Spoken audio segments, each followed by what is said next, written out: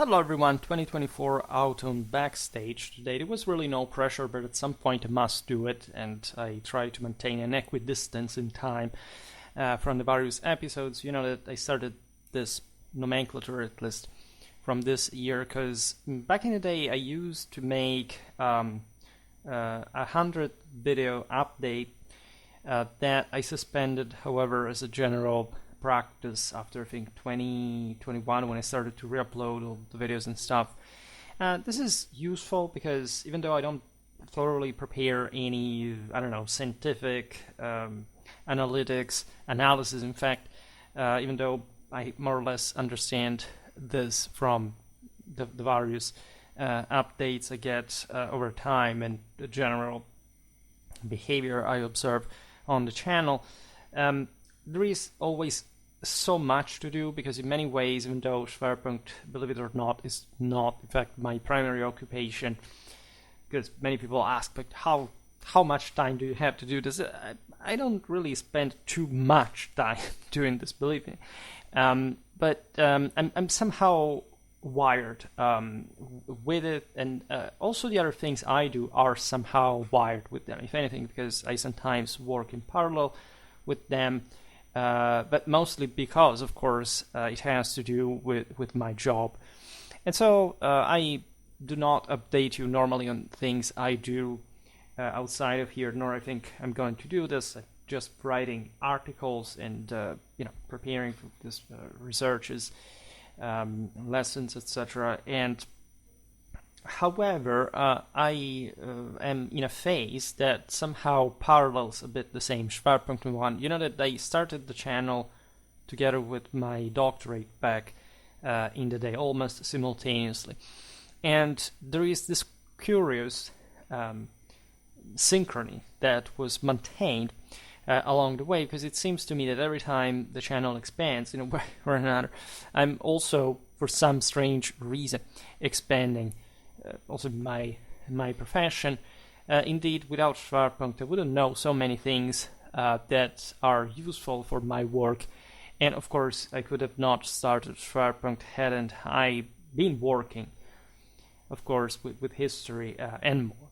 Also, given that I normally don't sketch these videos, they're pretty spontaneous, there's no planning behind that, I at least decided to get the prompt, because this actually lengthens the video as a sort of Q&A, asking the dreaded AI chat, like deep AI. So it's one of the dumbest, cheapest ones you can find on the internet, how I should sketch this. And of course, the cute aspect of this is that, introduction 30 seconds. Oh yes, welcome to Schwerpunkt. But in general, we can start from there. Normally, I'm actually tempted now just to start discussing different things in my own way. But it says, greeting, brief introduction, purpose of the video. We can't skip this. Subscriber count. So on this front, I can't calculate technically here what happened in the last 3 months. Yes, last 90 days, I can't click. And we've gotten over 2,000 new subscribers, with a peak that we can see here in September. September was really new for the channel. This is true. Essentially, I planned some sort of offensive in that month, because I remember from the previous years that that's the moment in which you somehow start getting more views. I don't know why that is the case. I presume that many people come back from vacations, and considering that most of my viewers are in the northern hemispheres, that sort of makes sense. It may be sort of a time between vacations and the start of university or job and so on. Also, even my my demographics here that we can also discuss.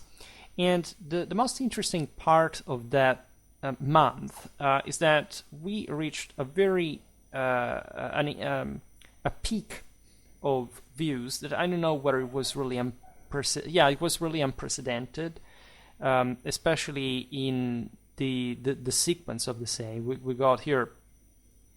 It's useless to be too specific about here gives you the last 3 months without even entering the key. It was, let's say, there were some impressive amounts of there was an impressive subscription amount that, even though was not probably was, again, it was surpassed by previous accidental peaks. This year came all by itself, meaning that I probably planned the video that had to make a lot of views, and it was almost a series, but they sort of, again, probably chained one another, because the algorithm, as you know, is a pretty mysterious thing.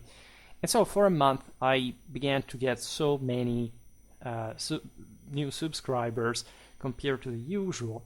And this is a very promising indicator, because it shows that, aside from the fact that we arrived to 23,000 subscribers, it's not really much. There is no doubt that Schwerpunkt, let's say, scale as a channel is still limited, right? But aside from the fact that I'm very grateful to all of my subscribers, this trend seems to become, like, to eventually become the norm, like the increasing increase in views and subscriptions, etc. It's not a linear path. Actually, there are some dynamics that tend to roll backwards compared to this. That is, specifically, the amount of people that get exposed to my content. Here I don't have number of impressions. I could click back and forth on the analytics, but it's boring. The fact that, of course, there are some people who are exposed to my content here, the impressions are pretty large. I don't know whether we touched, I don't know, the hundreds of millions or whatever. I've gotten almost 2 million views,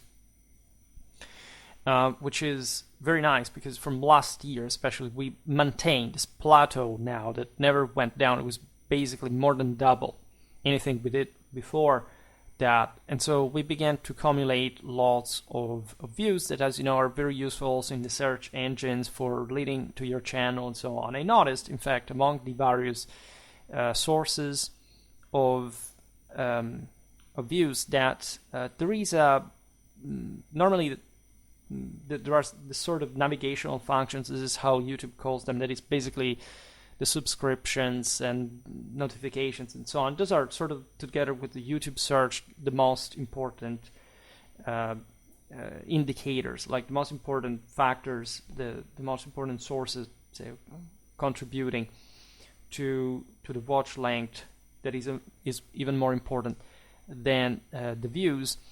But there is a steady and very compact increase in the external views. I don't know how much they account. Actually, especially in terms of watch length, it's not a lot, because presumably this stuff, I've seen it actually, they come from Google.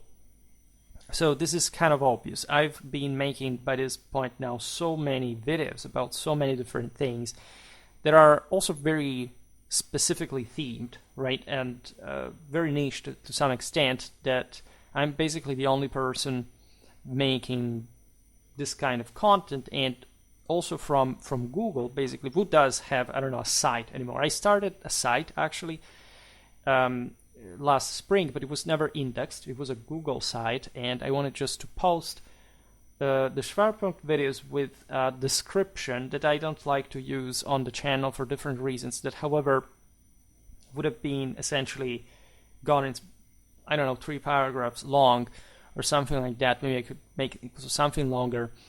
That is essentially what the AI says of my video transcript, the relative video transcript. And I thought to create this library by which essentially I could inject into Google such, in such a simple way, such a wide amount of specific information regarding what I discuss, without even writing the description, the script, however you want to call it here.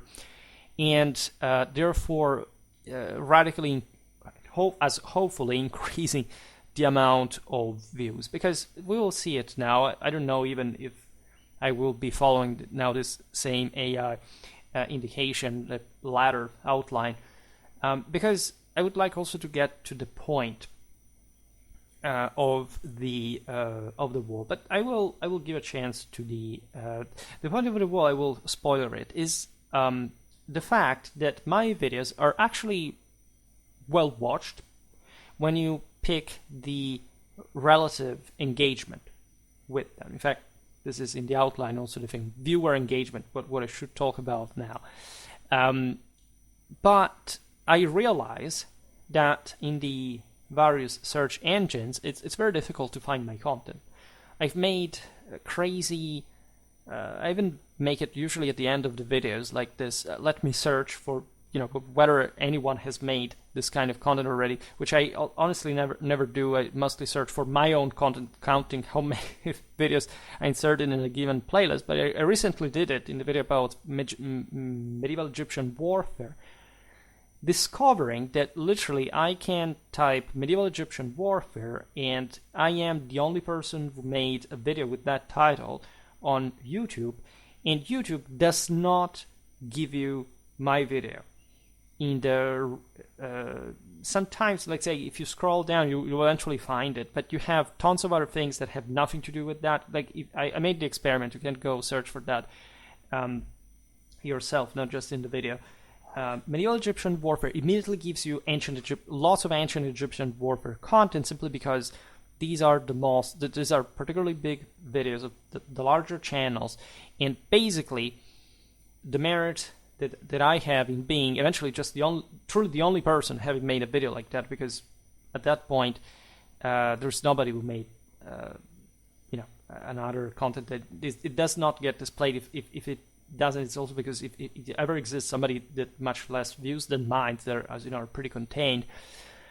And so I realized that it's very difficult to emerge now. Like, we live in an age in which you realize that the bigger, like online, like sort of the bigger pages, the bigger channels, etc., have really monopolized a great part of the entire space. There are some videos that I make that are sort of much more thoroughly researched. They're longer. They're more detailed. They have sort of more accurate historical imagery. But if it's not, again, the 10 minutes long video with a tiny bit of animation that at the end of the day stops there, with, I don't know, a bit of sponsors in between, poses, music, etc., nobody clicks on it, nobody watches it. And I think it's sort of very bad, right? And that's why I count on you specifically to surpass that impasse, in fact, because I don't think it's right. I don't think it makes any sense. And I think that if Schwerpunkt ever reaches, as, again, through the relative engagement, right, I'm relatively optimistic towards some greater notoriety. I'm not an optimistic person by nature, but nor a pessimistic one. Believe me, I try to stay objective, say, and real about everything. We can really start making large amounts of views soon, right? And literally, again, I'm here from several years now, and initially you understand why sort of admittedly, it's on me. Like, if I made specific content, we were better arranged, with more graphic stuff, more elaborated, better edited, whatever, everything would sort of take off. But if you realize, but it would take a lot of time as well, right? There is some content that I made, for example, it took me weeks, if not months, because it was a very specific topic. I had to condensate a lot of information, and I just wanted to go with it, as it was very specific. But it takes so much time. That's the reason why I don't refine this. And that's also the way I can make essentially a video a day. And still, however, by striving to this, reaching, I think, some communicational standards that are fundamentally okay, right? I think that videos like mine are better suited for podcasting, which is something I don't like very much. I mean, I love that, but on YouTube to an extent. Now it's complicated to explain, because with podcasting there are some issues regarding the payment, the way it works. I think YouTube, for the fact especially that I use lots of historical images and sometimes I make battle videos and so on, it's much better for my type of content. It may not be, again, the exact one you would like to see there, but it sort of makes sense overall. and can combine the sort of different offers regarding the content variety, the visual dimension, me speaking for hours about the most just apparently obscure stuff. If we get there, which with over 20,000 subscribers, we can do in a fairly easy way, if we really concentrate on the task, can really project this very, again, quickly with the right steps through a much higher level. And why should you do that? Well, first of all, as also here the AI ladder tells me, like, thank your audience. You know that I'm thankful for your support. Every kind I get is, I think, what I deserve. So I don't like to blame others when I am not doing anything to change or to improve the situation itself. So I think I'm content because not just I do what I like, but I think that I'm exactly where I should be, for better or for worse. And I know that, of course, there is a lot of time and energy spent in this, but I think it's worth it. It's, I think, again, as I was saying before, like, incredibly advantageous for me as just as an exercise, right? What happens here is that I could do the same exact thing alone, speaking as I do, in front of the microphone and nothing else. And yet I have this incentive, of course, of uploading it online and getting something back from it. So needless to say, I'm very thankful for all the way we have come at this point.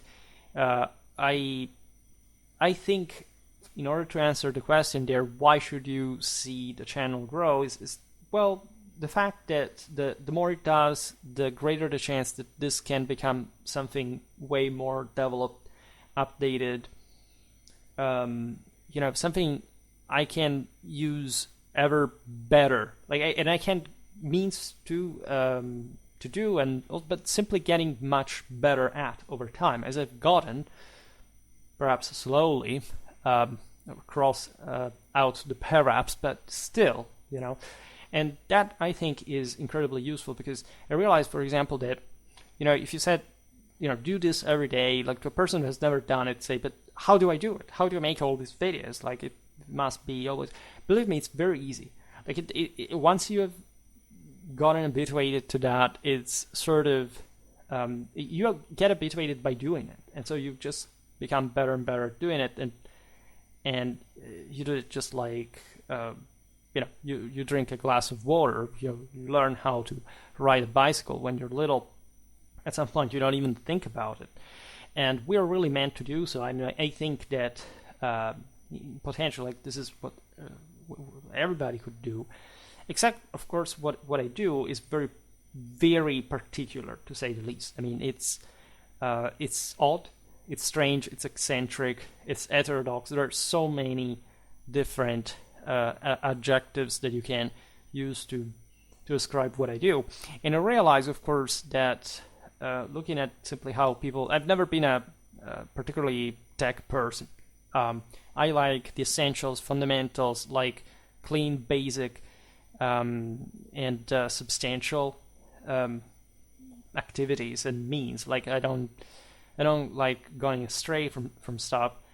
And given that, of course, what I concentrate on is not entertainment, but some sort of disclosure, possibly some kind of educational capacity, I concentrate very much on the content itself. I mean, I want to be provocative also in what I do. I see what others do, again, how they do it, and so it becomes very easy with the best means to make a more engaging video, right? It sometimes takes nothing but recording, I don't know, your desktop while you're browsing certain content with particular programs that do all the work for you.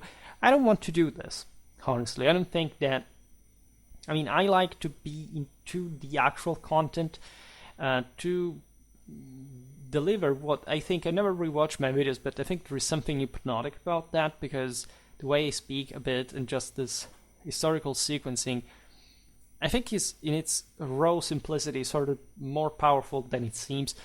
My objective in many ways is to connect, like, specific ideas to specific images, and so like mixing emotions and symbols in the way, of course, it's meant to stick with you. And I don't know how successful that endeavor is. However, I do not complain, right? But we have also to talk about strategies that bring us more far, because we have really a very easy potential to do so. So it's not, of course, say the channel build up never stops. I don't know what's with this kind of content, like the future, the potential of Schwerpunkt. I've seen a constant growth, essentially, but never gone backwards. That is sure. And the more we went on, and sort of the more the system expanded in one another. It's very difficult now to make a history of it. I'm not going to do it because it would be also too apparently subjective and sort of boring, because I don't give you... I could show you the stats entirely, but that's also not quite the point per se, because everything... the more you try to micromanage it, the more you realize how arbitrary everything is to an extent. There is naturally much that one could do to improve the whole thing, but the impression, honestly, also considering that nobody really knows what this damned algorithm does, is just a cumulative process. Like everybody says, basically upload until, of course, like with sound quality, but until something good happens. You can never tell how it happens.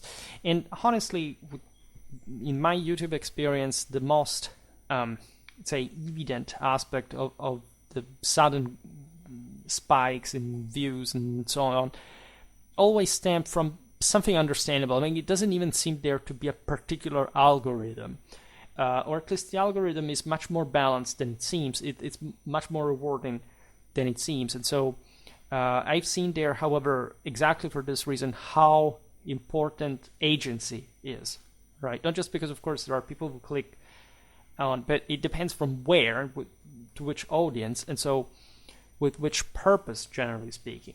We live again in times in which, I don't know, if Musk was my friend and he simply advised, like, share one of my videos, I would immediately get, I don't know, famous, and I don't know, like I would get like an enormous income or something like that.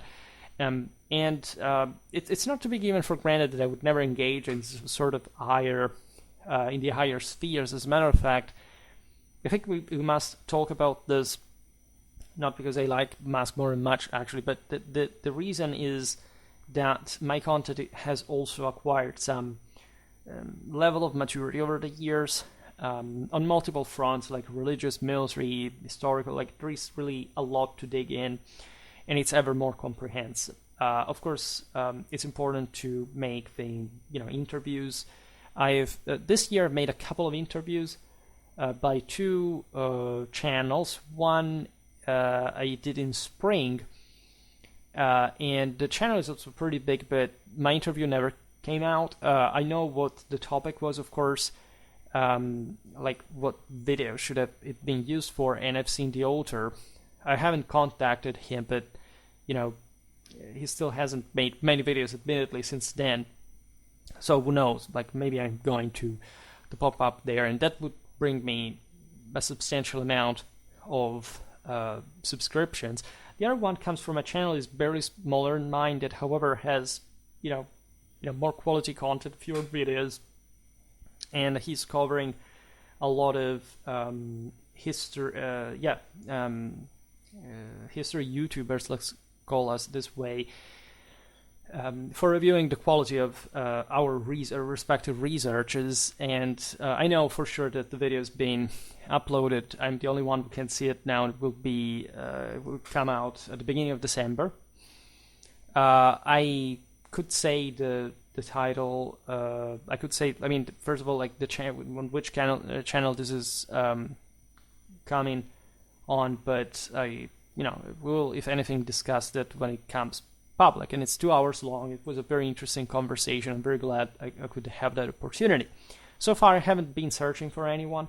Actually, myself, like I've always been contacted by others.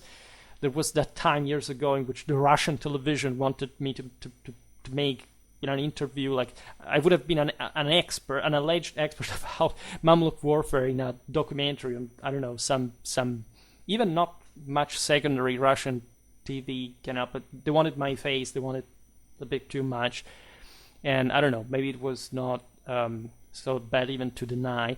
There have been other offers like script writing. I've always denied. I've made some kind of how do you say, consultancy.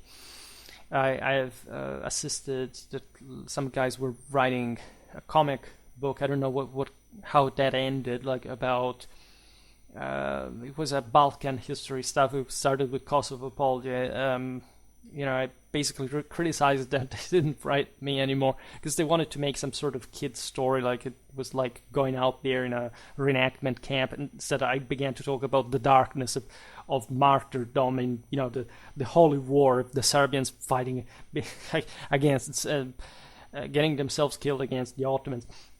Kind of things of that stuff that they didn't probably appreciate more than much. I've received also compensation for, I don't know, other books, reviews, other stuff, only through Schwerpunkt, right?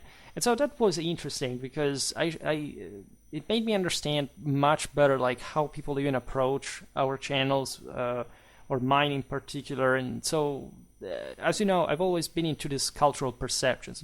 Basically, every history video I make is, of course, presented in a way that yes, has to be complete in different ways, but it also, of course, presents the topic through a YouTube medium that offers me this unique possibility of sort of explaining why certain topics are important, and so and how and why people see a certain way, and so what could be corrected in that, which is in part also a consistent element of the historical sap of my work as well on YouTube, right? Obviously, I don't work on YouTube as a work, I still make history in a way here, but of course not in the way I would do for a peer review, right? So viewer engage, okay. Highlight recent videos.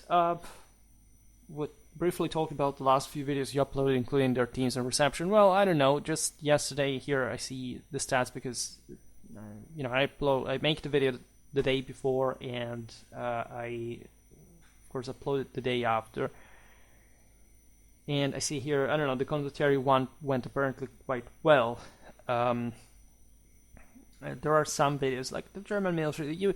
Usually, I don't want to give you some sort of viewing strategies, but you realize that, of course, the content has some specific organization. Like during weekends, I try to post sort of the most interesting stuff, but it really depends on the cycle in that sense. I make more specials than before, so to cover specific gaps at a point, and say making videos about some more foundational topics that I haven't addressed, if not in fraction. And so this is still laying like the foundation of the rest of the content, and still we haven't made a lot of so much we have to do. Recently I began to make more 19th, 20th, also 18th century warfare, which is very important, of course, for a channel like mine that inspires also to have an overall like information in the art of war. I began in the with the idea that I could easily saturate the tube with specific topics that, as a medievalist, of course, was very easy to put out, right? And remember that when I started, or also in the first couple of years, I was like the only person who had ever talked about the Merovingians. I'm not kidding. Today, the YouTube landscape changed a lot. In thinking, in fact, to make a video explaining, if anything, how online historical interest, drive, and curiosity have changed over the years, right? Every year, depending on what happened in the world, like different things happened, but there is also a general trend of sort of further disorientation towards any kind of historical from any kind of historical literacy that is quite painful to witness in many ways. There is this sort of weird thing for which kids today seem to know history more from video games and YouTube videos than, and so the very random and or weird, or at the worst also very sort of misguided choice that lays behind that, as opposed to how we learned history just up to, I don't know, 10 years ago in a more regular fashion. And so everything is quite delicate as such. There's no specific video that I want to highlight or not to highlight. If anything, I will point this out, because this is, I know that there are also this, that some of you essentially commented on this, that there are some videos that people deliberately choose not to watch. And believe me, I realize that's the case. And I've never really, I think it's really an active decision. I don't think this depends on the algorithm, but you should know that YouTube pays more advertisement for sort of hotter, let's say, trendy topics of some sort.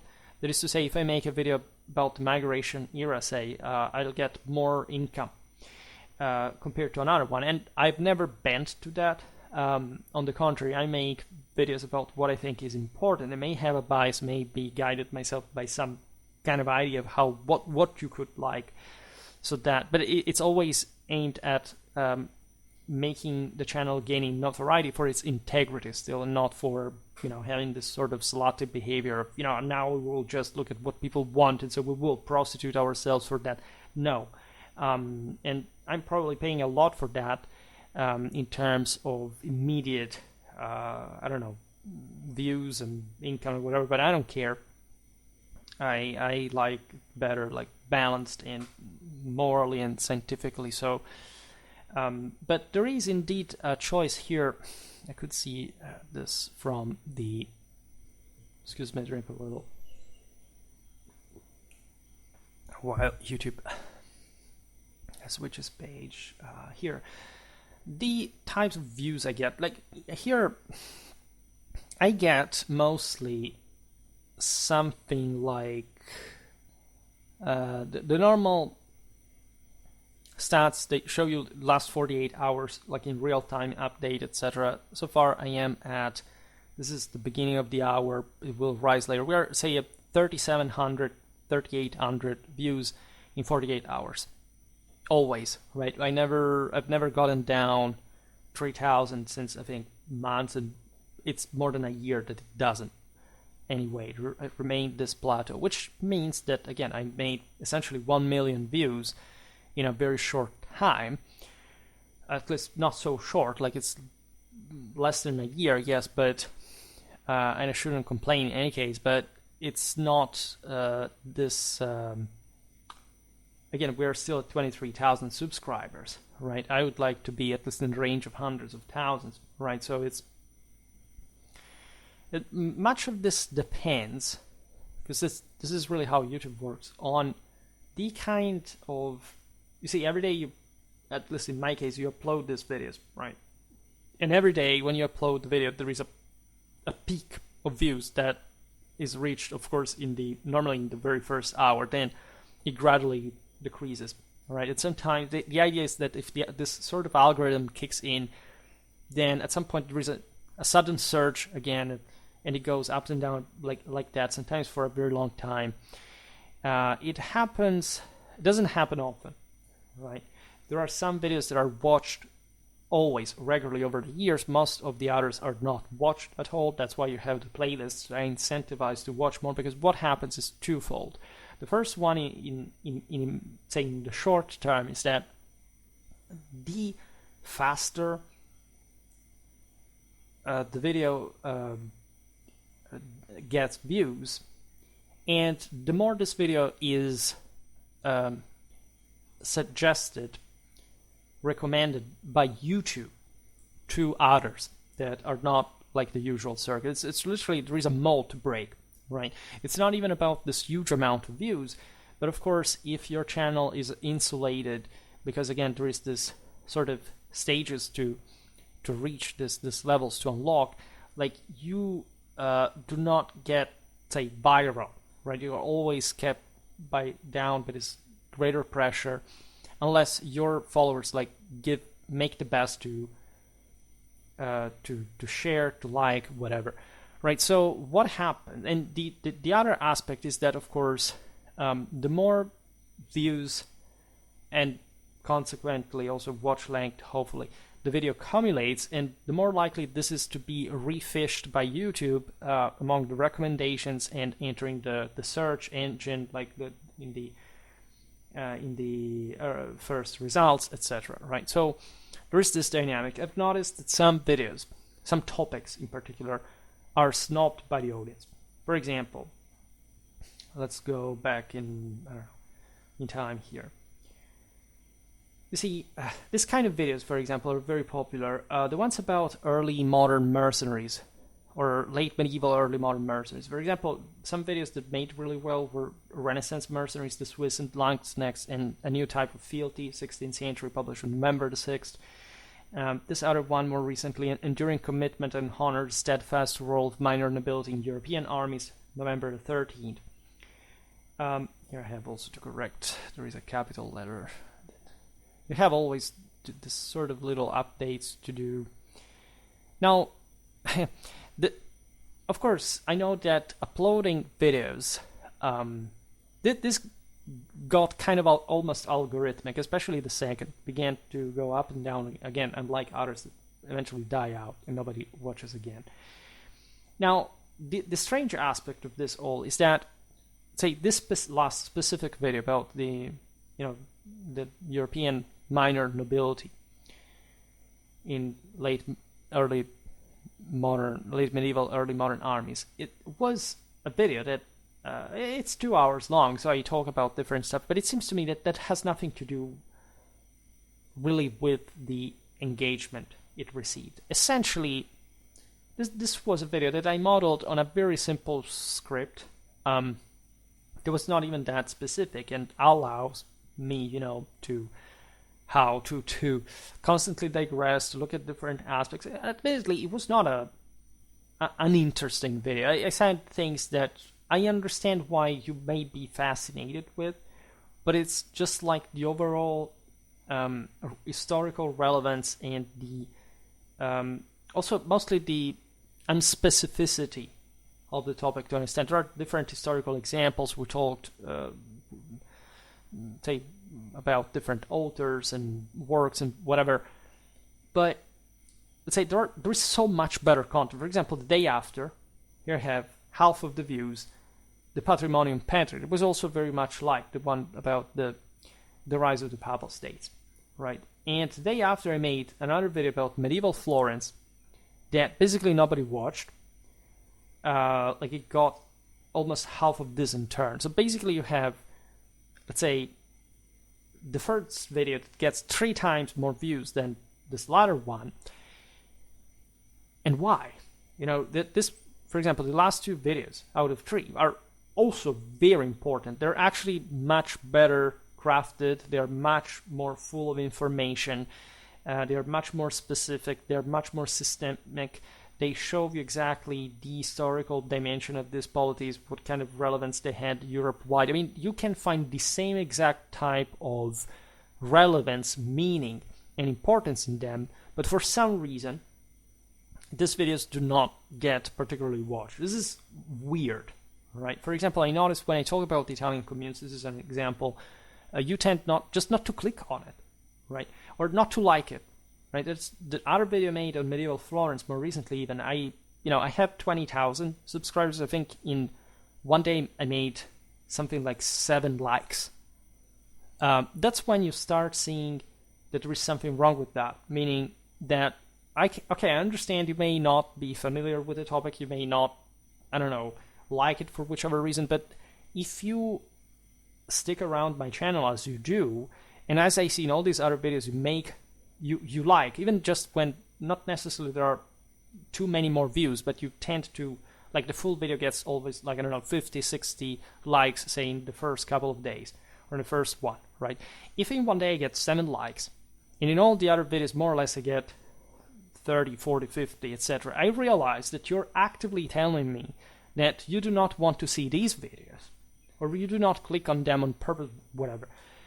again, everything is fine regarding that, but aside from the inexplicable historical issue, because again, the content, the topic, the relevance are very high anyway, the channel gets damaged. Like, it's not that if you don't like, you deprive me of likes. First of all, like, it's such a huge deal because of course there is other content that compensates, but that chain effect I was talking about before between the videos and maintaining up this sort of sum of views that eventually makes the channel pushing the stuff further is heavily damaged by this behavior.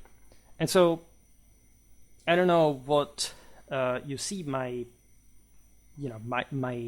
work like, but just know that if you're so committed for certain type of content, it's not by disliking some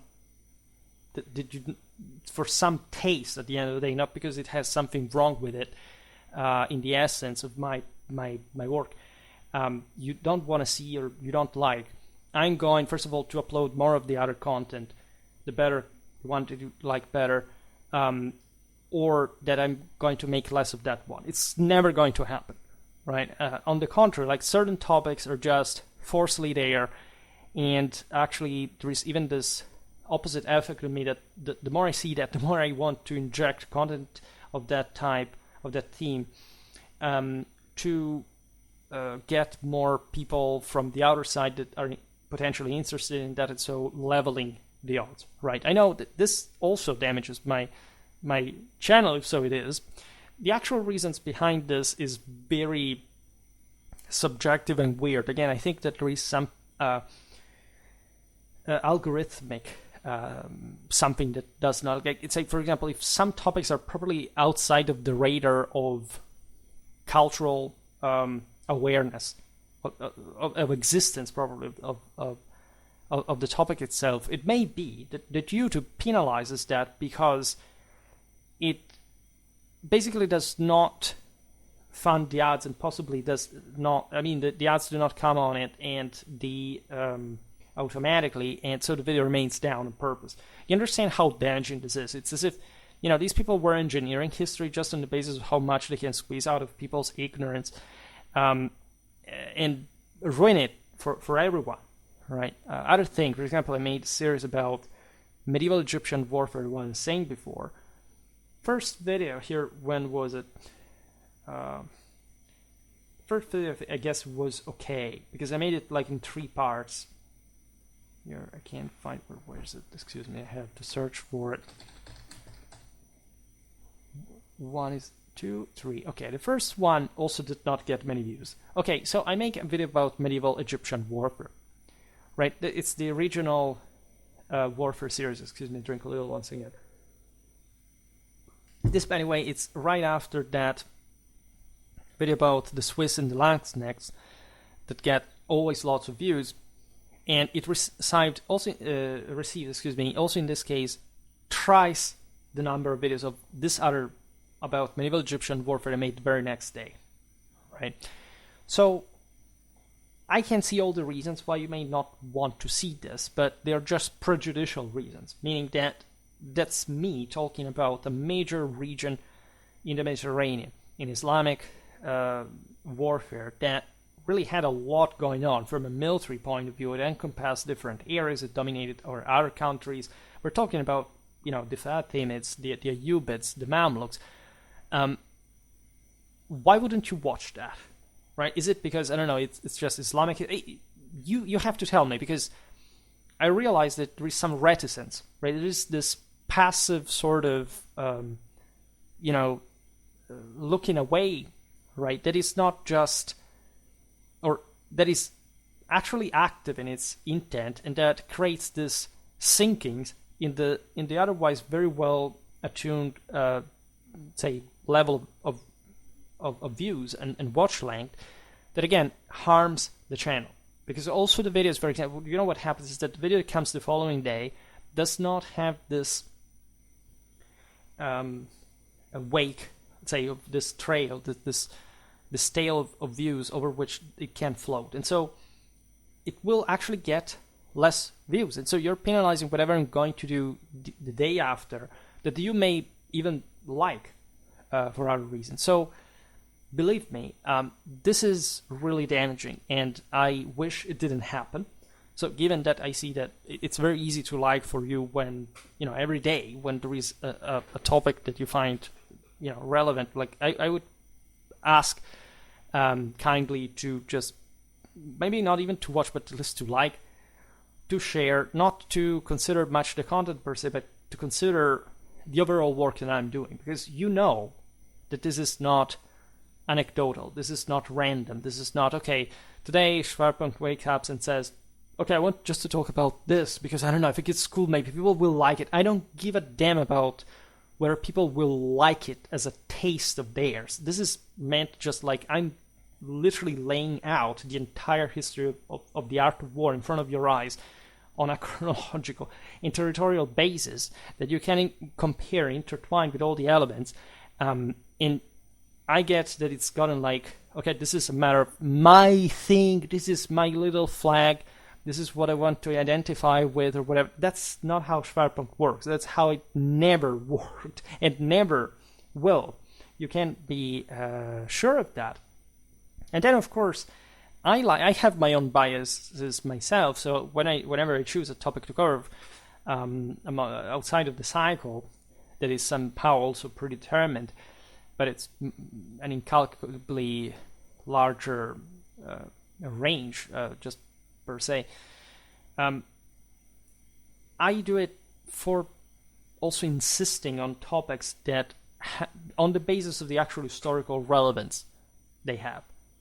And that's also the kind of discussion we should have, because at the end of the day, there was some of you, I don't remember where it was, I should find this comment, I remember it because I think he made an example about something I can easily remember, that said something like, I'm not so interested in certain topics, but I don't know, I listen to what you have to say, for example, from a more religious, traditional point of view, because of the authority that stems from what you say about from all these other videos that you make, as a matter of fact. And so that confer you this charisma or prestige. I don't remember how he said that. Yeah, here's this one, which is also one of the few sort of comments that I really appreciate, because it says, I was addressing more or less the same thing. He said, though I've only started watching you consistently very recently, I mostly watch your videos about political, moral, and religious topics. This is a very interesting comment. This is under a guide to Schwerpunkt's content. It says, in part because, like you said, it feels closer to me compared to what, for example, Arabian warfare during the 6th and the 7th centuries. Here the English is a bit broken, and never mind. However, it's also, again, like you said, because I lacked the effort needed to make my own something which I want to correct your vision. Okay, there are some mistakes here, but whatever, you understand. Your vision in those subjects is very appealing because it elaborates magnificently on some very basic ideas already held, as well as give new greatly pertinent perspectives. The historical backing and unwavering confidence in your ideas give you a charisma which makes me want to follow your way of thinking, although, as I'm sure you're aware, that the way you speak English most of the times is a bit of a turn-off. You see, I allow criticism after all, but because, when it is really proper criticism, your history content, although very interesting, contains less straightforwardly impactful ideas and thus less incentive to watch. This last part is exactly what I was telling you. Say, I'm not sure you'll see this comment, but in case you do, yes, I just did. God bless you. Your work is invaluable. So this is what I want to stress. This is a trait. I'm making my part. And again, I see everything I do as the reflection of what I get. Right, so you could say, well, it could shut up, and so just take it how it comes. Yes, of course, but I can also speak up, and so that will be the reflection of what I'll get anyway. This last part is clear. Believe me, I understand you. I understand you in a deeper sense. I understand you because I do think I'm boring and even annoying in many ways, and so it must be really difficult to bear with me for such a long time. I hadn't finished the issue with medieval Egyptian warfare. This was in 3 parts, and every time I made another video which is essentially of the same quality, and talking for hours and hours because, it still had to be finished. See, the last video got 254 views. This is minimal. I get views normally, again, in the range of 5, 6, 7, 800, even more. 254 from last week, right after days and days it's been uploaded. This, again, does not help the channel, right? As I make the effort, believe me, also to cover myself topics that I would say, oh my god, this is more boring today, I don't want to do it, there is this other one I'm looking forward to. I do it anyway, and I do it for showing you what duty a bit is and why this thing is important, must be out there. So again, I'm supporting that and saying, okay, well, I'm just, I'm not even going to engage with that. I'm not going to even leave a like, whatever, is fine. Is fine. But just note that the chances that there is going to be more visible work of my type and that I'm going to sort of consolidate as a channel, so with all what implicates overall over time, of course, is going to be, it's not going to help, right? It is going to be weakened by this consistently. So that is very important because that's what I always say. I have 20,000 subscribers. I know that some are sort of very old. Maybe they're, inactive accounts are normally terminated at some point. But let's say that only maybe 10,000 people are regularly active to follow my content every day, right? And on YouTube, believe me, people stay for very long. At least they use it very frequently every day. If only 10,000 people, these 10,000 people,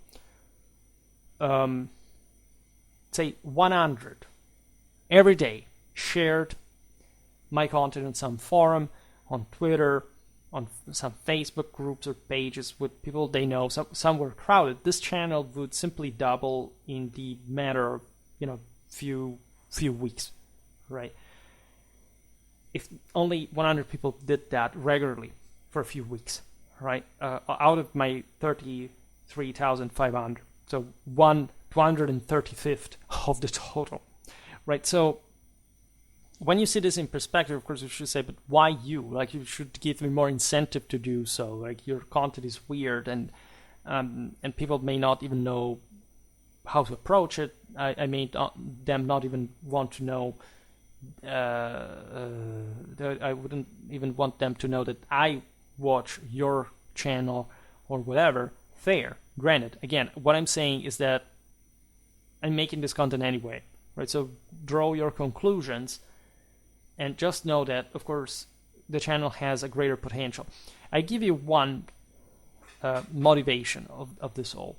That if you, like that guy whose comment I just read, are interested in my worldview, or whatever stems from, again, my religious, military, historical background, and me sort of engaging more about this and, discussing this with other people and being, of course, I can do a lot by myself with that, but the greater my channel gets and the faster, easier and quicker that is gonna happen, right? If you hold that support back, you lose the chance to have so much of that tested and understood. You see, there are plenty of people out there that live off of podcasting and interviews. Think about, the great debaters with millions of subscribers and whatever. Just imagine if I could bring this traditional content on a platform, say at a level that would really allow me to engage with also those people that are very difficult to reach as well. You could argue that it would be very difficult for me to get there because rarely they speak with foreigners, which is something very strange. If we look at the entire Anglo-American, so English-speaking community in general, like as native speakers, like you never find, I don't know, some of the greater debaters like Shapiro or Peterson, whatever, talking to people with a broken English like mine, or somebody comes, I don't know, from Spain or from France or from Poland, that never happens. And that's a specific choice. And I say it even just as a European, if you're interested in my, in our perspective, right? I know that most of you are from the other side, but if you think, in fact, that this is so relevant that it could get somewhere, just know that this is not, I hate especially this comparison. This is not like yet another, I don't know, Kings and Generals, Invicta, or Saint Roman, or Armchair Historian. This is very different, right? It may seem very similar in some topics in the sense that it's military history in general. It does cover things in this almost encyclopedic way that actually I'm the only one to really make. And whatever, this is driven by something that goes beyond the entertainment, that has an actual face behind it, even though I don't show it for now, because I don't see the point until this remains like a niche of some sort. And that it's a real thing. Like it can't get beyond that mere hypocrisy. I think that the bigger channels fundamentally trick people.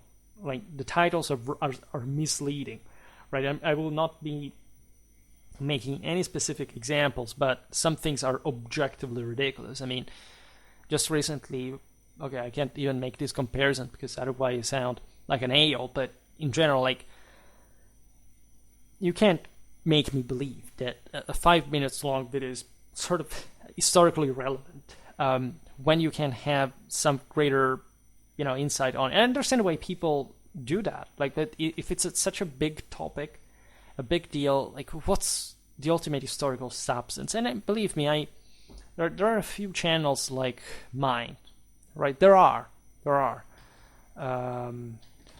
and they gradually grew, as far as I understood.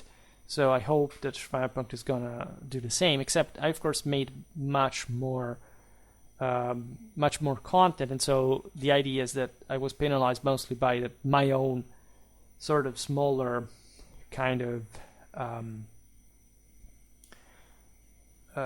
say refinement of the raw content or whatever. But this is not very different. Like I see here, some of these pictures okay, I will not complain about that. Some of the ways these videos are made is also very raw. They are very basic, right? And let's be honest, you're there for the character. You're not there for even the actual historical matter, right? What I may say, like, if I had to make some self-criticism about myself, is that I don't encourage, especially in the comments, a particular great deal of debate. In part, this is because I find most of what is people come up with, say, not irrelevant, but let's say, like, I discussed this at length and explained that and gave actual answers, etc. Like, if you come up on my video and you're just there to say your own thing without even listening to it, what kind of debate that is, And so, of course, I should be searching for people to debate with. And again, I just did it, and again, that video in December will come out and hopefully will extend my imperium for world domination. But that's, of course, you have not heard what I just said. So let's see what the AI says instead. It's a tool for controlling the masses, of course, distracting you from my higher plans. So viewer favorites, we just covered it. Feedback, we just did it. Upcoming content, tease future videos. Well, let's say that interview is one of that. I have something incoming, actually, and I hope that you've noticed that in the last month or so, I sort of, in fact, increased a bit the pacing with an extra gear, so I sort of began to talk more serially about certain topics. In tradition, in part, but in history of religions, yes. But also with those sort of more modern contemporary warfare, I will be continuing along that path. For the rest, all the type of content, the range, like you have seen, is going to remain fundamentally the same. Like the same series are going to remain. So nothing is really changing in any sort of radical fashion. But depending, I'm experimenting. Great part of this stemmed from the fact that I somehow managed over the years also to save more and more and more time that I used to create veritable treasures, like some sort of supplies that I can spend at different times, also for different reasons, because I don't really have much time in my personal life anymore. So even preparing the videos, sometimes I manage to make a couple of days, and so I have now, I think, over 2 months of pre-packed videos ready to go. Not of made videos, unfortunately, but of like all the script, the images, etc. already ready, so that one day that I work all the time, I can simply sit here in the evening and do that without too much of a problem. Yeah, there is some series that is going to come out where you will see yourself what this is, right? In any case, I noticed that this way of doing is really also unpredictable, right? There are some topics that can pop up almost randomly, depends on what I want to do on a given day, and they do not. It's almost useless to try to predict how it's gonna go with a fixed schedule. That's not what I want. It has to be flexible, and that's how I can shine, say, in that work. Collaborations, again, it's possible. This is a bit of a spoiler, but it's mostly something happening behind the scenes. That's, however, why I talk about it today. I would like to, from next year, to widely increase the range of collaborations, or to even start to begin with, because again, I've never truly done it myself. Like, other people contacted me, if anything, and I'm not talking, however, of specific historians out there, because I'm not very interested in that. I would like simply to essentially send some little, space satellites out there to show that they exist to other planets and other galaxies, and see if for some strange accident anyone comes out saying, okay, let's talk, I'm interested in this. And I'm talking about actually very large content creators and thinkers, etc., because I actually consume, mostly when I work, political commentaries, right, and history, religion, but certainly the hottest ones, and much more updated on U.S. politics, for example, than European one to an extent. So I'm really interested in what is going on out there, and very often I would like to participate into those interviews, because there's some things that they are missing. I can't help but point out, and I think it would be extremely interesting to test for example, my view of tradition with the one that some self-styled traditional conservatives portray out there, that I think is incorrect historically, religiously, morally, and more, right? So I don't want to come across as too adversarial, because that would be sort of counterproductive, but you must consider, of course, that there is a great deal of misunderstanding, I think, in the world right now, that we're not really in a positive phase in general. Like, I'm not saying like about very specific political or military events just per se, but in general, like, I think that we are shattered from couple of decades to a degree that we do not really realize what it can bring to very quickly, and not in the obvious sense of world-ending, scenarios, but something sort of possibly even worse. Now, aside from this, it says community engagement, 1-2 minutes. Ask for feedback. Encourage viewers to share what they'd like to see on the channel. That's the part I don't like. That I'm incredibly high in conscientiousness and incredibly low in agreeableness, and introversion. Very high in openness, very high in conscientiousness, very low in agreeableness, very low in extroversion, which means that I have a tyrannical streak. And so I run the channel, and I never ask what kind of content you would like to see. Now, actually, this is a joke. Yes, I would like to know that, but let's say in a broader sense, not necessarily talking about. I very rarely ever made any. Like, one thing is Q&A, and I get that, and that's kind of interesting because at the end of the day, you can make questions that I can at least answer my way, so that I don't have even to agree with the premise, like, to begin with. So that's interesting. I do have a polemical and confrontational streak, even, of course, to test me.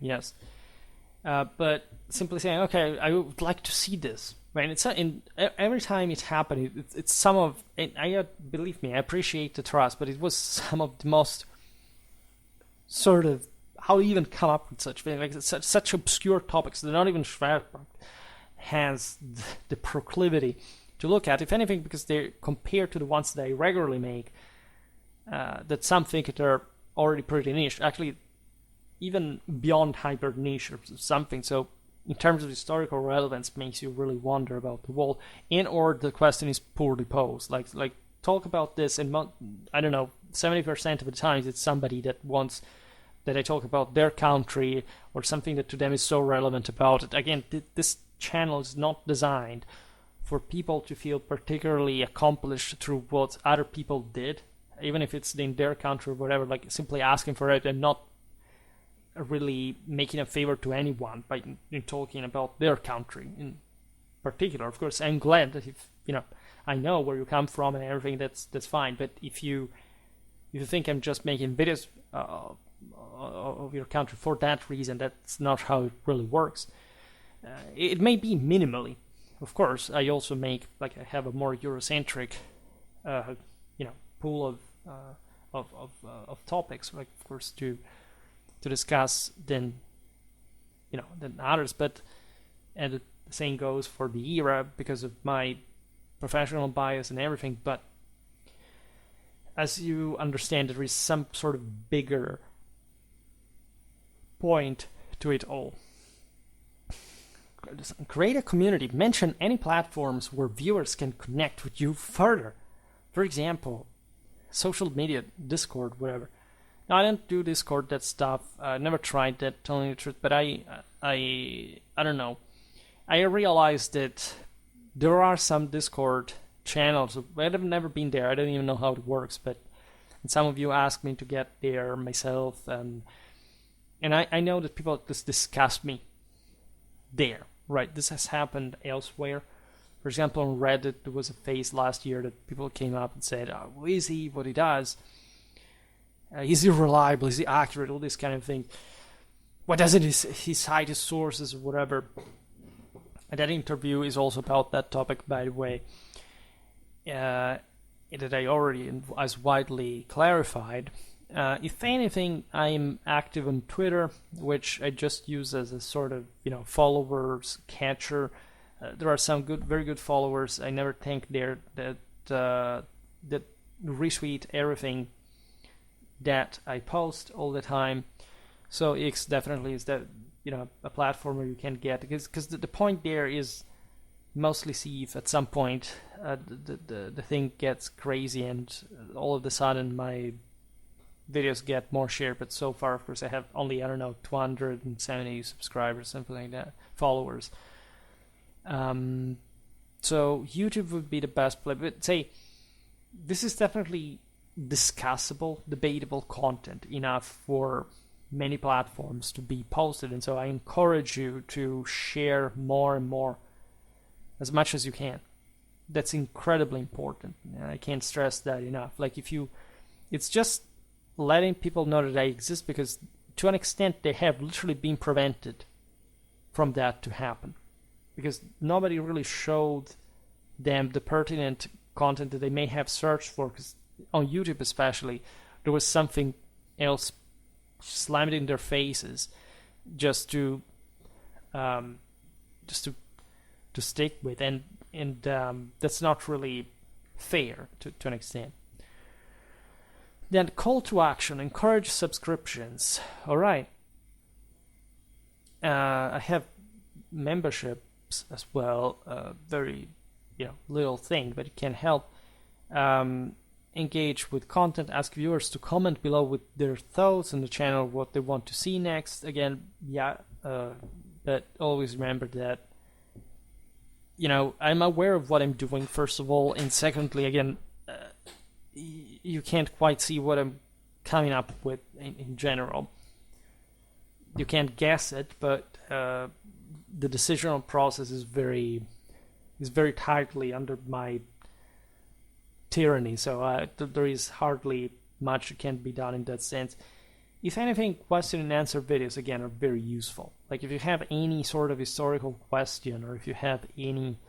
I don't know, because I've never been asked too much. That seems somehow strange, that aside from notes, people want to participate by saying their own on the topic. Like, it doesn't seem to be any specific historical curiosity. Another thing I always say, is check my my content. Like, if you can search even from Google. Like, if you're curious about a given topic, you're not sure whether I already uploaded it. The thing I said before, for certain topic not to be found, is yes, the case in some circumstances, but most of my videos are so niche that I'm the only one who ever made that. In any case, you have the playlists, you have plenty of places to search in, and I don't see that happening more than much. I see that playlists are watched, so I'm happy about that. I haven't focused too much on how that happens or why or whatever. I'm creating lots of other playlists.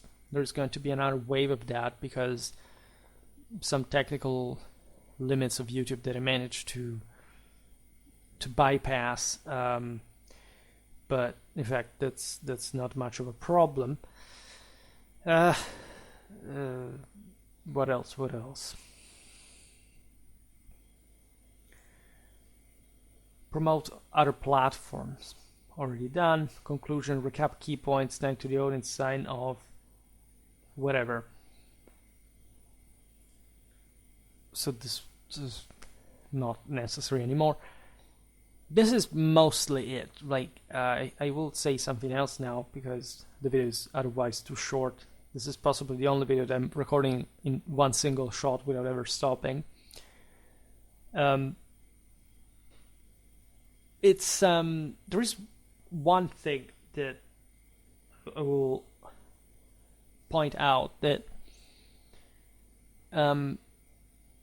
will probably surprise you. Recently, even just say, I don't know how to say this honestly, but I'm not addicted to YouTube. I've never really been. Like, if something happens, says tomorrow, from tomorrow you can't make videos anymore, find something else to do, I would do it. However, I've been around so long now, at least I've been uploading so much stuff, that this thing became, I think, part of what I do to a degree that I'm almost scared of.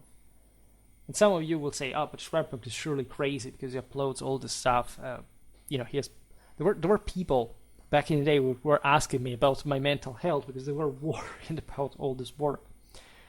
But believe me, I do much more. This is nothing in comparison to what I do every day. Admittedly, I have a very easy life. Excuse me, I drink a little bit. So I can't complain. There are some broader existential issues, of course, that I'm mindful of, and they do intertwine with this. But I really think that what I'm doing has a purpose. And so I would say that I care about this thing going further. I don't want to see it, before I said that I want to talk with bigger people, whatever. That's not the point. My point would be just doing enough through this that can be relevant for more people. That's, I think, at the end of the day, even though I'm not really a people person, that at least in some ways, I really care the most about. Because if you look at existence and the strange condition in which we are, and we often explore in the videos about tradition, etc., it seems to me that this is the meaning of it all. Like, if you don't really put yourself into the game, etc. The point is that I put myself so much into this, and you can't even simply pull out as if nothing had passed. Besides, the only thing I'm really addicted to, I would feel incomplete now, is all the kind of information that I get myself from making these videos every day, as well as a historian. And that's why of course, I would like this channel to go beyond, because as you understand, it's not like the others in this regard, right? You look at the other channels, they upload every once in a while, or even maybe very consistently. They make a greater job in editing, whatever, and I'm sure that it's a big deal. But I think that the premises through which I started this, or at least the ones that obviously matured through such activity, let's say, are incredibly relevant for what we're going through collectively. I'm not saying because it's mine or because I'm discussing this. I don't want to be too explicit about what I really mean, but there is such an enormous space for so much and more work and exploration, research, and further refinement that I can't even think how good it could become if I keep doing it. What else? I don't know what I'm giving you back. Like, of course, this is a great amount of work that you can simply click on without even paying for anything, not your time. But I would like, in fact, the first part, what I said, like to match with the second, right? I do care about the content because, believe me, every time I sit here, I make a great effort to try to understand really what you're interested in. It's not like I don't care. I may have this sort of sometimes arrogant and apparently insensitive demeanor, but it's not quite like that, or at least it is instrumental to some sort of ultimate goal, some sort of provocation, stimulation to activate certain parts of people's conscience in a way. One limit whenever I make these videos is that I feel like I never say enough. Of course, this mostly refers to the quality of what I'm saying. Like, I could say so much more and so much better at the same time that it's really painful, like, to see how much I could have already done more and better than this. But again, hadn't I started, hadn't I gone on through this path, I would have never really been able to say so many things. Then I don't really know what people would find entertaining about this all. I'm not really sure. Every time I sit here, almost every day, what kind of meaning this whole thing has. I think at the beginning of Schwerpunkt, or even before, like, I thought that maybe this could be some sort of catalyst, as many people do, whereas when they start the YouTube channel or whatever, for, I don't know, some sort of personal promotion or something in that kind. Then things happen in life.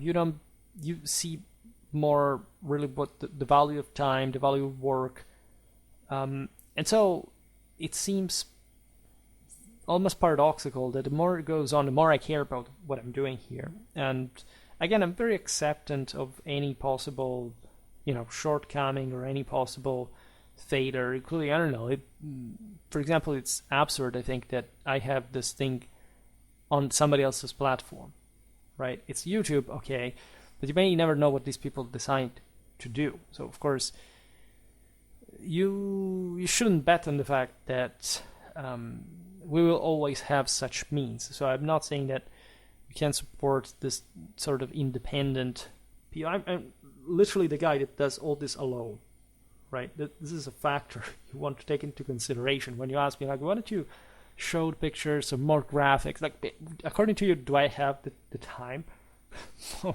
doing all this? I have the time barely to do this. And so this is essentially what you get. And I don't care about the entertainment part. I care about what I'm saying, because it seems to me that some of it is valuable. It can be profitably used, right? So I think that we're going towards a direction in which, if you really save this channel from the general chaos that this whirlwind, this sort of malabulge that we seem to be in, I think there will be some sort of redeeming dynamic altogether, that what I can do here will have sort of a greater meaning that will maybe change people's lives. Look, people sort of contacted me, especially in the early days, which is also strange because, again, people's minds sort of change in some ways. Not necessarily for the better, because my content improved in quality, but people often told me, they still do actually, they still call me, but in the first days I had even older people than me that said, look, I decided to go study history at university because of your videos in another country, and started, and I don't know what kind of good or bad I may have caused in this person's lives. I hope, of course, that whatever I did to bring them this we will help them, at least in that choice that is theirs as well. But I do feel responsible for what I'm saying. So sometimes when I sit here or watch the stats or whatever, I realize that, yeah, this is just a channel like others. Like, it's just every channel is unique, as any other source of information is unique. However, it's as if I thought, and this is because I've always had some sort of heroic idea of myself at the end of the day, but mostly in a private fashion. I never go out there and say to people like what I think of myself, but not say a tragically heroic idea of myself. I truly believe that there's something to this that is beyond what others do, right? I say it even just by simply complaining, again, as I've been doing today as well, regarding other channels, how they work, whatever. It's not that they make bad stuff, but I don't know how much this is going to stick with people and how much can help them at the end of the day, right? So there is, I think, a difficult time in life which everybody starts confronting, especially people my age, with the general things. Excuse me, I'm going to write something because it happens to do that.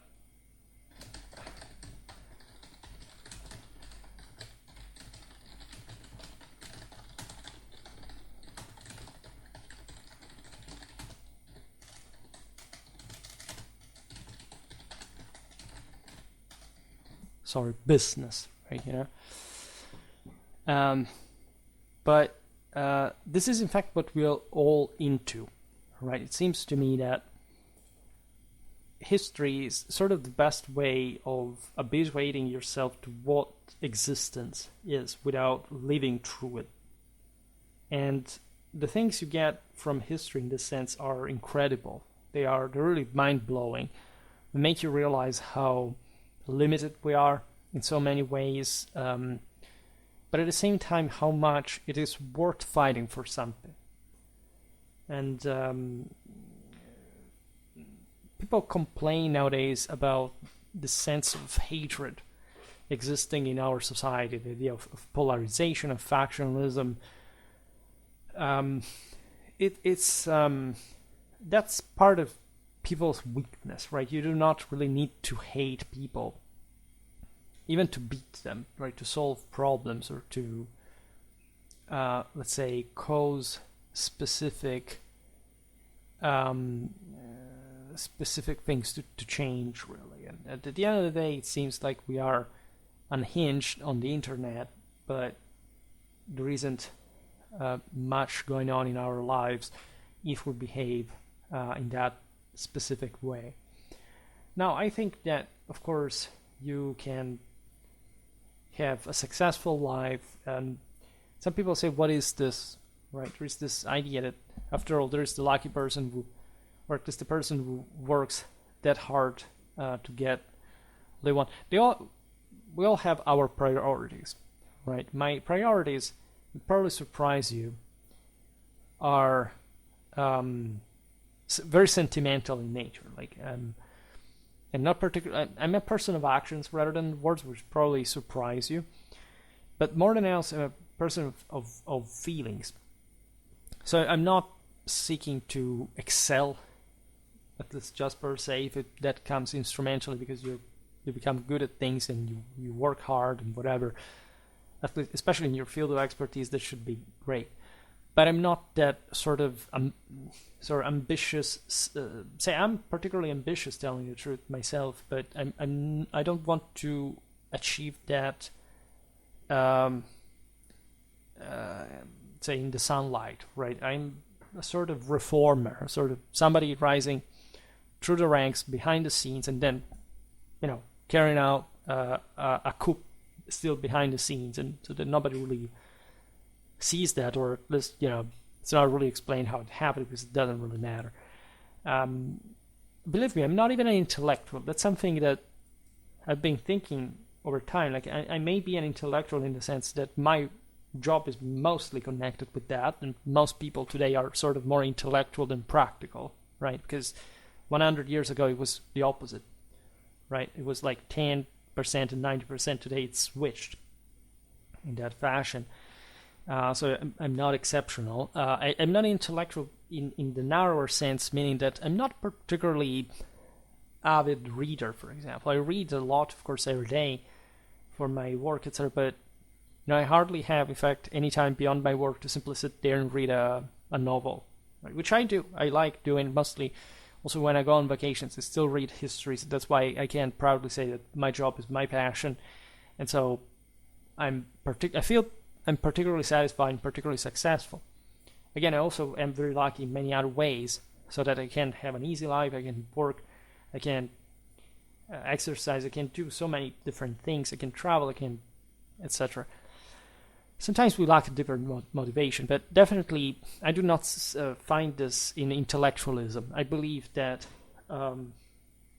what I do is fundamentally purposeful for people in a sentimental sense, meaning that, look, there is another person who's doing this with you, is in the same situation, and so it's kind of helping you with what they have found out. They want to share it with others in a way that can train them, can help them, can sort of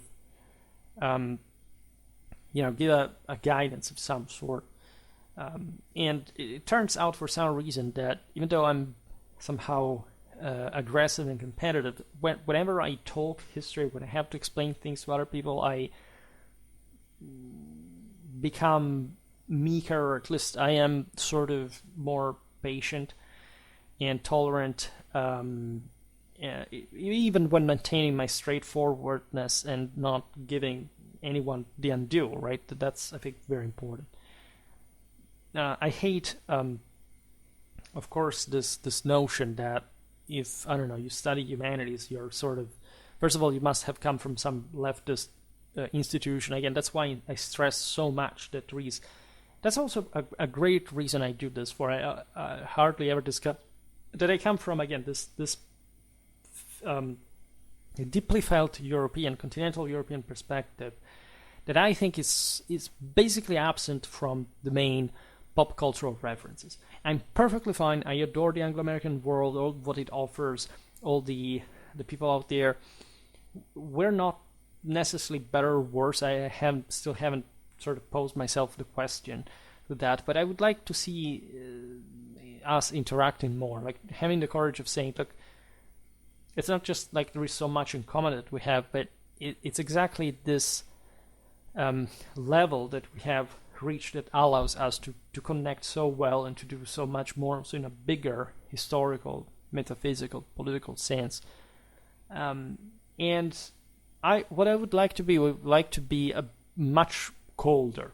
I would like to be much more insensitive sometimes. I would like really to maintain always that almost arid, iron-fisted attitude, but that I can't, and it's not bad. Like, it's just how I am. I would just like to be more practical in the perhaps in the identification of the ultimate purpose. But I guess that the way we are is the path that, after all,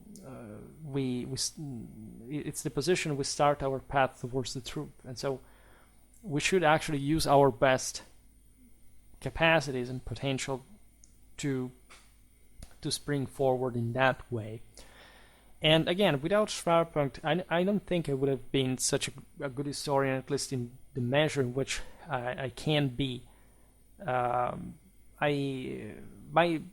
My work is actually very eccentric as well, because I write things that people normally do not write, but still in the formally good and conventionally acceptable way. It feels a bit lonely sometimes, because when you talk about things that nobody sort of writes about, they do not have properly the mentality, the background, the specific personal experience to even have gotten interested in the specific topic. It feels like sometimes people do not hear you, do not feel you. And I have this issue on Schwerpunkt as well. Again, the being a smaller channel makes you see things more in perspective. But I think the priceless thing is having passed through here, like admittedly everybody, but just increasing, and I can't say the same, in fact, about what the position I am in now compared to other times of Schwerpunkt. So that is one interesting aspect of it all. We are in autumn, so I want to make the melancholic, romantic externation, because it's the season that. Otherwise, you have to wait another year to be in the mood for that. Autumn is my favorite season. I was born in summer, but my heart beats the hardest in autumn, which is also normal because human hormones are higher in autumn anyway. And November is great. Also, October is great. And in any case, again, I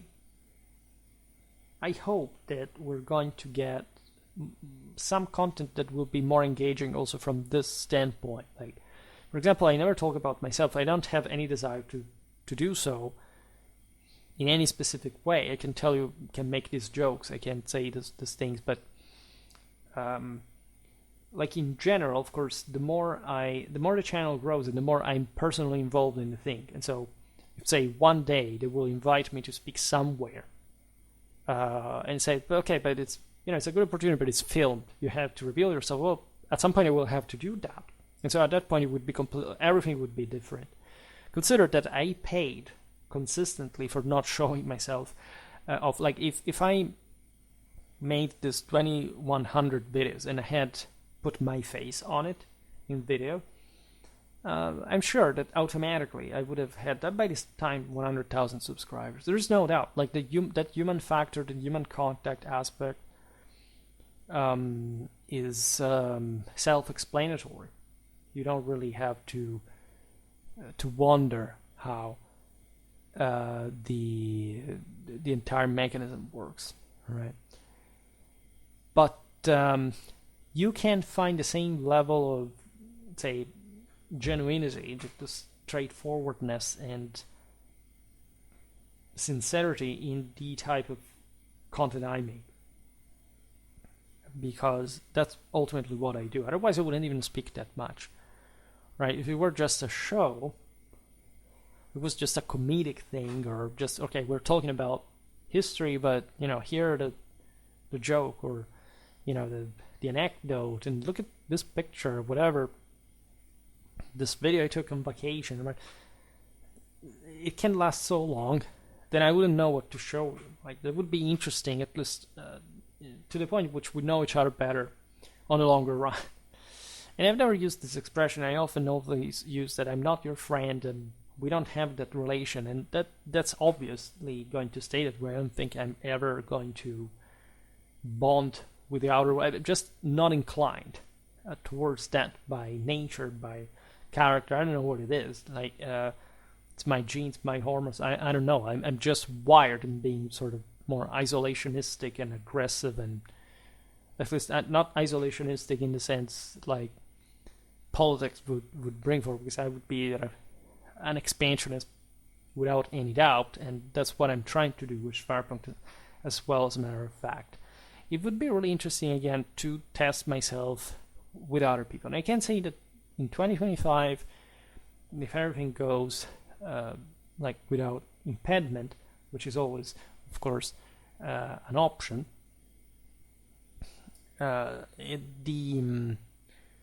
it's possible that I will enter in contact with people that really can not just give more clarity to the channel, but I can discuss sort of bigger things with, right? I am more inclined now than probably ever to, for example, make more video commentaries like the ones I recently made. All the interviews alike, and that doesn't happen. Again, I'm not inclined towards that particularly in general, but of course I understand if this brings something to the channel. Of course you can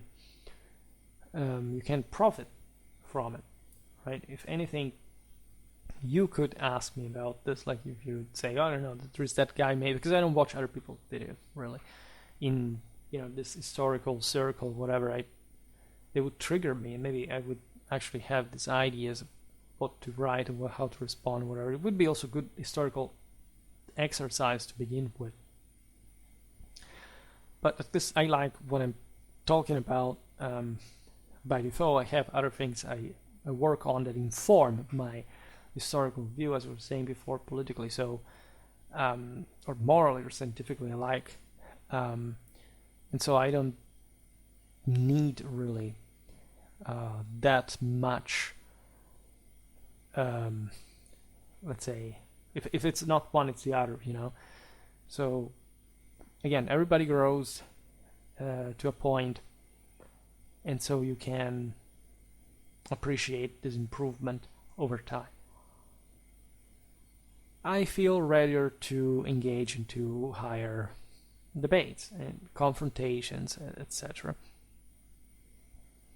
What else to say about? I can give another look at the analytics just to point out something interesting, but I already looked at that say in the last 3 months.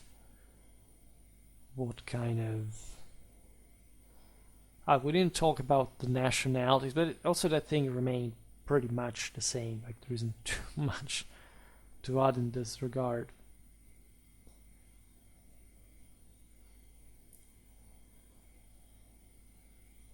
Traffic source, again, we already discussed. It's primarily navigational functions that, and they're the ones that cause the sparks, the surges in views. Because even when I get, because the other sources do not get significantly affected by that. If there is a massive surge in navigational functions, like the others, I don't know, YouTube search, playlists, channel pages remain more or less the same. These have remained more or less the same. So these navigational functions are much more, which means also that it depends largely on you. This is what this stat really means, right? That it depends on how much you click or you don't click. You see, these days, the lows are when you do not watch the videos. And again, that's bad. That hurts the channel. In that even a small formal sense, you don't have to watch it. You can leave maybe, I don't know, Schwerpunkt playlist with 2,000 videos running to boost the watch length or something like that. But it's that's basically it. Externally so low, but it's increasing. That's again hyper interesting. Unfortunately, however, it gets so few watch length. It constitutes just not even 2% of the entirety. 42% from watch length. However, we see here a great deal of the playlists, of course, bringing more. Also, advised videos. This is what triggers me. When YouTube advises the videos and these have higher watch length than the average, man, that you must like get that, right? You know, this stuff must be shared in a way or another. It can't be so sclerotized. And this is basically it. The region, which means country, obviously the United States. And what is interesting about this is that barely the other nationalities are touched by that phenomenon, by that dynamic as well. Of course, the United States dominate also the watch length by 40%. Then we have a 5.4 from the United Kingdom, 4.4 from Germany, 4.2 from Canada, 2.6 from Italy, 2.4 from Romania, 2.0 from Australia, and then there are the others that are below. Between 2 and 1% we have Poland, Finland, Netherlands, France, Brazil, Sweden, Chile, and then below we have Norway, Spain, Portugal, Ireland, Serbia, Czechia, Croatia, Belgium, Greece, Ukraine, Austria, Bulgaria, Switzerland, South Africa, Hungary, India, Argentina, Philippines, Japan, Denmark, New Zealand, Turkey, Mexico, Estonia, South Korea, etc. Now, this is also interesting because it shows that there is this massive American drive. I can actually increase the amount of US warfare content, which I think is very interesting in general as a topic, but I've never had, in fact, too much chance like to cover in greater details on Schwerpunkt. I used to cover a lot of stuff, like in general, but in the past, but yeah, here we can. The single cities, oh come on, are they relevant? Because it's not, it's mostly covered, but it shows only few show to a degree. Let's skip this because it's not so relevant after all. Age. So let's watch.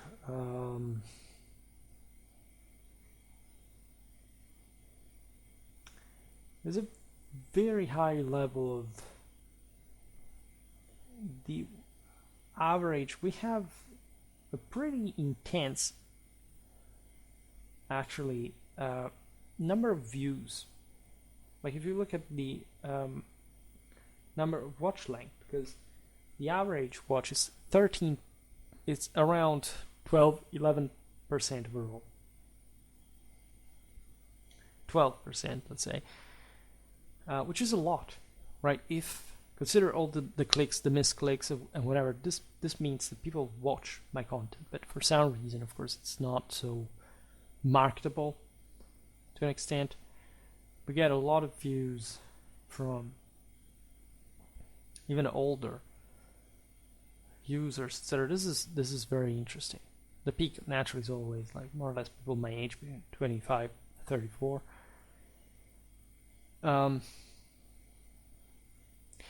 We have a like overall 6.6% female views,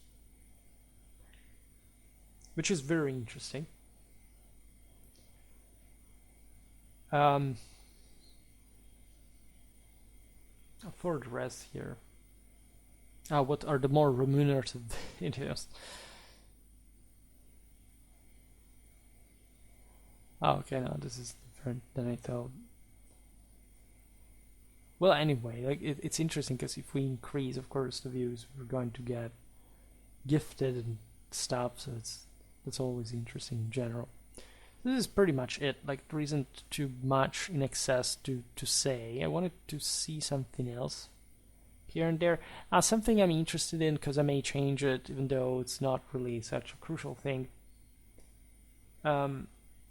Which hour do you prefer me to upload stuff? I think the one I make is good overall, because I think in the United States it mostly gets like in the early afternoon, and that can be a strategy. I don't know whether it would be preferable later in time, but I see that then I would have to upload it at, later in the night, and I'm not sure that so many people are going to watch this, but it could be a strategy of some sort.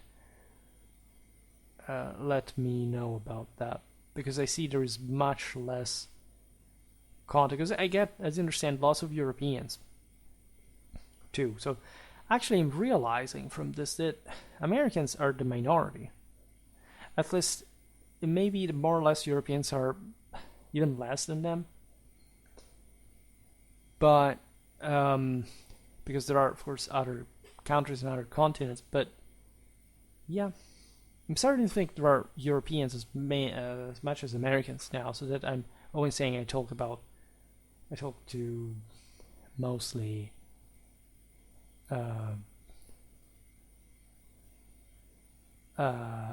here I have, by the way, the impressions. In the last month I made 1.2 million impressions. That's very interesting. It's not bad. The clicks on the impressions is pretty low, I think. 2.3%. Maybe not so low, actually. The watch length is 11:20, because my videos are long. On average, of course, and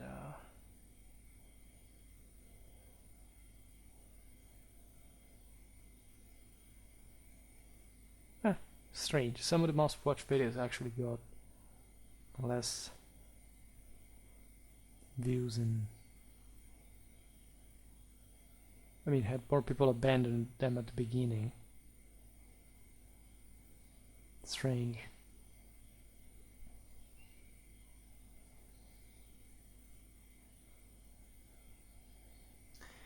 Yeah, you seem to like either late medieval, early modern warfare stuff, or Roman archaic stuff of some sort. Which is interesting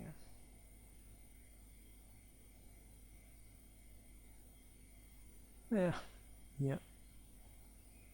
Yeah, it really depends. There are so many things that here you could even technically watch when looking at the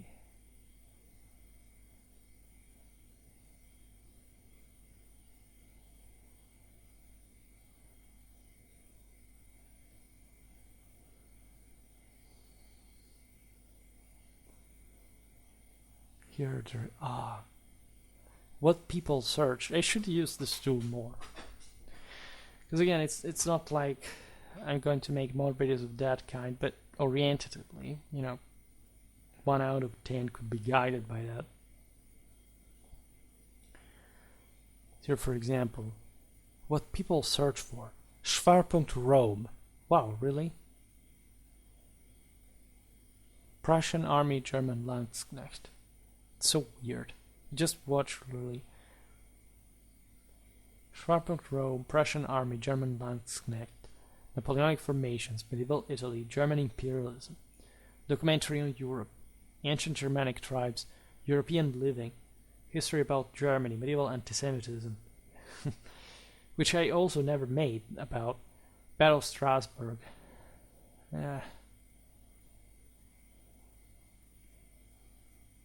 Sort of weird.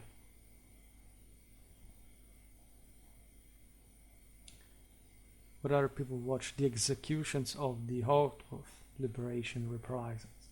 The truth about Hitler's escape from Berlin. Forgotten history. Not yet another standard access victory video. What if Germany won World War II? Like, you see, if you watch this stuff, like, it's not that you are mentally disturbed, but to say you may be on the path to that. I mean, I really mean it. You have actual history, and to a great degree, and all you get, like, has a more greater attention is the mystery of things. I understand where that comes from. It's not even about the subject matter or the what if per se. It's just this place that you want to feel into, like, that you know but other people kind of don't, and so that there is a hidden history that can make you comfortable about people escaping things, and no, things end terribly. In any case, that's the human history in a nutshell for everybody. Yeah, there isn't much. I never use this thing. I don't care very much.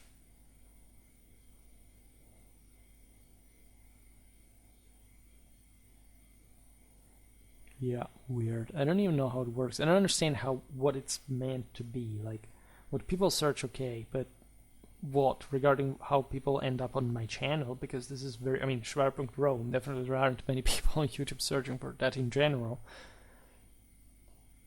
So yeah, that's a part of it.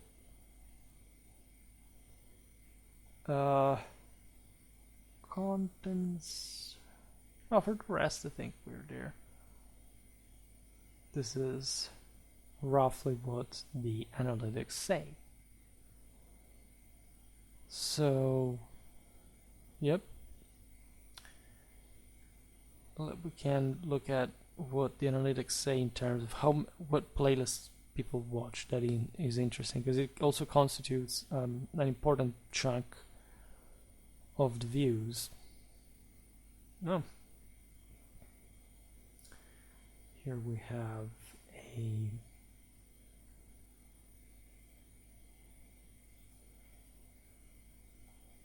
what's going on? Yeah, because analytics is a bit slow sometimes. I don't know why.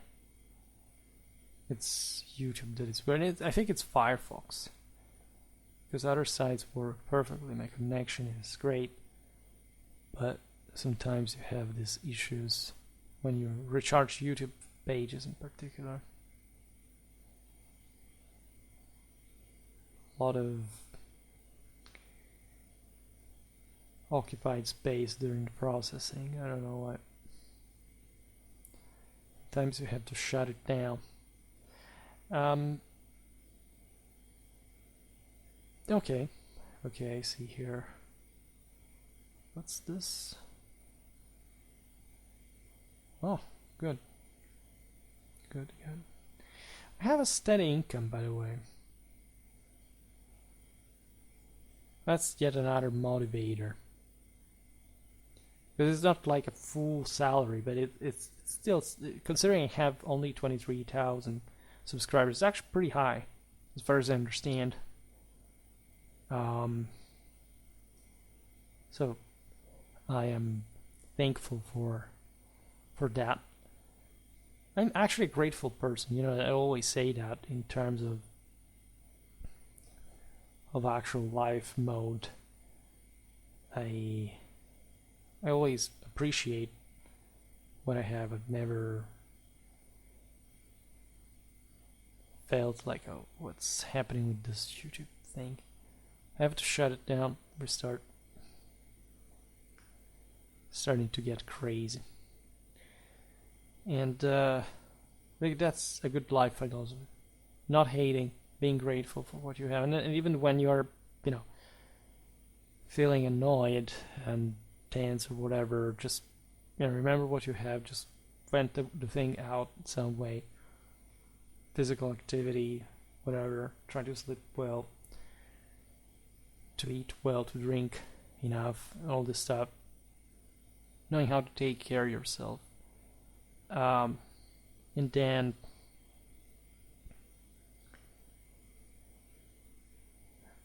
things can be managed. It's a balance. Like, it's not like you're going to rejuvenate unless you do something more heroic for a living, which still is sort of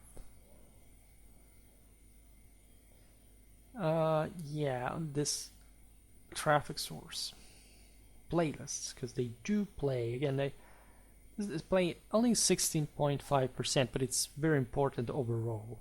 We're considering it's just like it's 1/4 of the navigational function views, like 1/5 of the others, but it accounts for like half of the former watch length. So visualization time overall in the last, let's put us 3 months.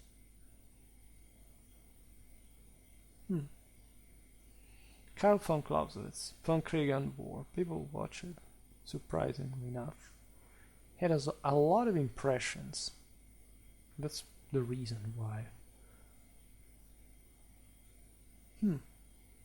That's interesting, because people don't watch this very much. So you'll see here. Overall, there are many more views for the rest, but it's a unique playlist. You don't find the content elsewhere, But altogether, the watch length is concentrated there. This is just, I think, the playlists, right? Meaning what you watch from when you are on the playlist playing, which is different from watching the single videos. This is not what it takes into account. Then, very oddly, but very interestingly as well, Medieval Saxony, which has a very high watch length, 574 impressions only, but 2.8% of clicks, which, however, is strangely enough, because it is 165 clicks, which is not what the total is. So it's strange analytics. I still haven't fully understood how everything worked. I've never really wasted too much time with this stuff. Almost completely useless. History of religion. Unsurprisingly, I would say, to an extent. Very large number of impressions as well.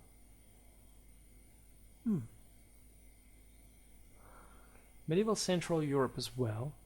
These are the very niche ones. Medieval Saxony, Medieval Central Europe. These are people who deliberately choose, as we've seen before, just to watch German stuff. It's not even the stuff that gets more showed by YouTube. So again, it's sort of weird. It's the 6th century as well. 6th century history as well. And Byzantine history, well, something barely above. In fact, slightly less rich Indo-European history than medieval Italy. Except here it has many more impressions and less clicks on it, which is bad. Again, that's what I was saying before. There's a bias towards some content rather than another, which is normal until you realize that also there is much more where people do not click on it. It's strange, the creator says, by the way. Medieval economy. Medieval Bohemia. Medieval Bohemia gets lots of clicks. Not so much watch length. People actually search for this. They think it's the deal. They watch it. It's relatively publicized, etc. But this is because of what Kingdom Come, Deliverance, whatever. Medieval Occitania. This is interesting as well, because there is a very few amount of impressions, but lots of clicks on it, which means that this is also very driven. In fact, it has an incredibly high watch length of almost 1 hour. Now there is this other playlist that here I can't yes, I can click on. Never understood who's this guy, because you have also the analytics in the playlists of other people that create content. Who's this guy? It has 243 videos. What stuff did he insert in the playlist? Because it's very weird stuff.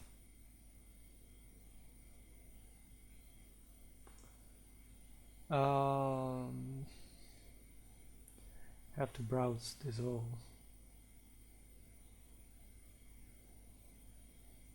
This is the overwhelming expansion of Western civilization, Western Christendom during the 13th century. Yeah, that's interesting. I think, when was this playlist created? I don't know. I think it's relatively recent, but it got lots of views. Well, there are lots of videos in it, so it's not so crucial. In fact, here all over. Ancient Italy. This, I think, this was a relatively new playlist. It's somehow medium. Medieval Europe, medieval Serbia, question and answers. People picked that as well. Medieval Greece, migration era peoples.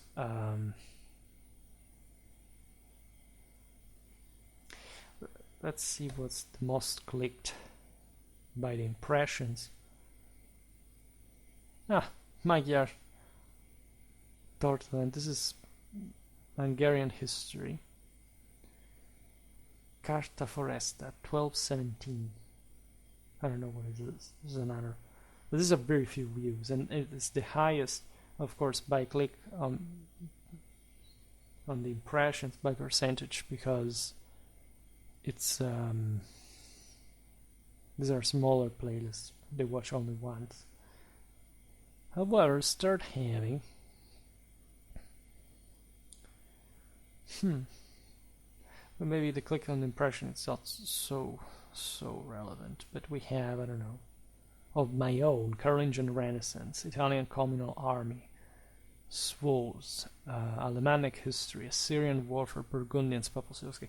Let's look at the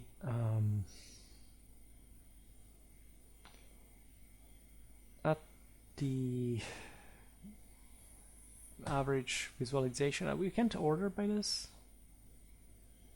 No, unfortunately you can't. That's a pity. We see the highest above 1 hour is this Dagon stuff. This is strange as well. And then we don't have very high except medieval Occitania and most that medieval Saxon, whatever. I think we hit the 2 hours mark. I won't even have to edit this one. It would be incredibly easy to put together tomorrow, and let's make it so. So I hope like this is some sort of different content that can help. So putting the other together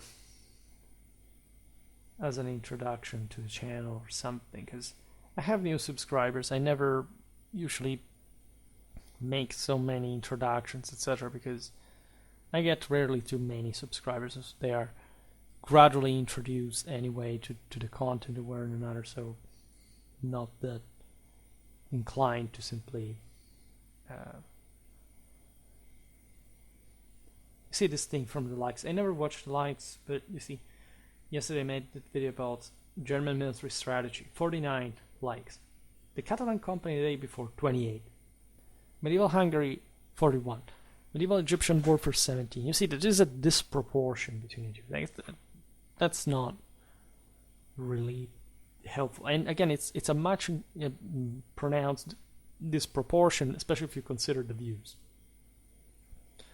It's not so different as the views themselves. So it's really a voluntary thing. Let's share as much as we can.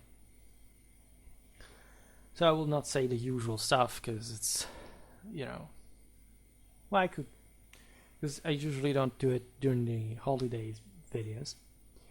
So for today I stop it here. I just hope that you enjoyed this video.